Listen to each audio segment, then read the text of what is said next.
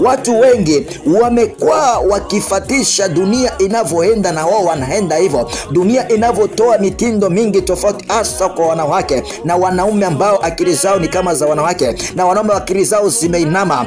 Wengine hata makanisani watu wanafatisha namna ya dunia hii. Kanisani hawakemei dhambi, kanisani hawahonyi. Mtu anaenda kanisani vyovyote anavyotaka. Wanaume wanasuka rasta, wanawake wanavaa masuruali, watu wanavaa suruali zilizochanika, wanaenda ovyo, wanaenda uchi, nusu uchi kabisa. Haina maana kila busi. Jifunze kujitoa kikamilifu, mtu wa Mungu. Jifunze kujitoa kikamilifu mbele ya Mwenyezi Mungu, ambayo ndio ibada yenye maana, ambayo Mungu anafanyaje? Mungu anaipenda. Haleluya. Jifunze kujitoa kikamilifu mbele ya Mwenyezi Mungu. Usifatishe namna dunia hii. Dunia imepinda. Dunia haitaki ukweli. Dunia inataka uongo tu. Dunia inakandamiza watu ambao wanaosimamia haki. Dunia inaharibu na kuteketeza watu ambao wanaonekana wanafaa. Dunia inapotosha watu. Haleluya. Jifunze kujitoa kikamilifu mbele ya Mwenyezi Mungu. Jifunze kujitoa kikamilifu, mtu wa Mungu. Yes, nataka tukasome katika kitabu tena, kitabu cha Yohana 14. Yohana 14 tutasoma mstari Yohana 14. Nataka tukasome Yohana 14. Yohana 14. Yohana 14. Yes. 14 mstari wa 15 mpaka 17. Unasema nini? Mkinipenda mtaishika amri. Mkinipenda mtazishika amri zangu. Hiyo ni Yohana.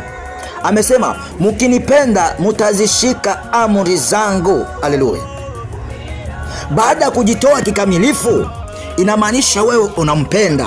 Inamaanisha wewe unamkubali Kristo. Inamaanisha wewe umejitoa kwa Mungu kikamilifu. Na kama kweli umejitoa kikamilifu, basi ikiwa wewe umempenda, inabidi ufanyaje?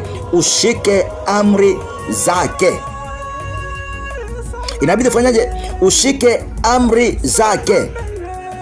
Ndo dhambi zinazokemewa leo. Unaambiwa usifanye, maandiko yanasema usifanye hiki, usifanye hiki. Wewe haukubali. Wewe unachagua baadhi ya vipengele. Ndio kwa maana makanisa leo, hata wachungaji wanaogopa ukemea dhambi, kwa sababu hata wao wenyewe pia ni wenye dhambi. Watu wanaenda kanisani hovyo, wanaangalia, kwa sababu mambo yanayofanyika kanisani, mambo yanayofanya waamini na wao wachungaji wanayofanya, maana kwamba wanashindwa kusimamia haki, wanashindwa kuzingatia maandiko. Haleluya. Ni kwa sababu hawajampenda Mungu. Ikiwa unampenda Mungu, basi utafanyaje? Utashika sheria zake.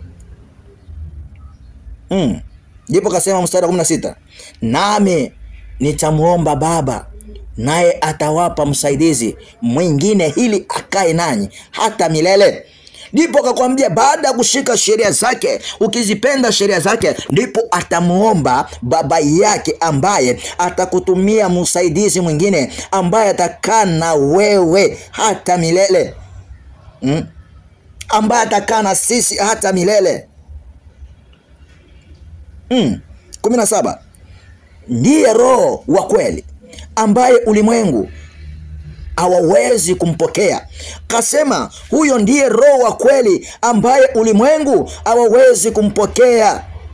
Yes.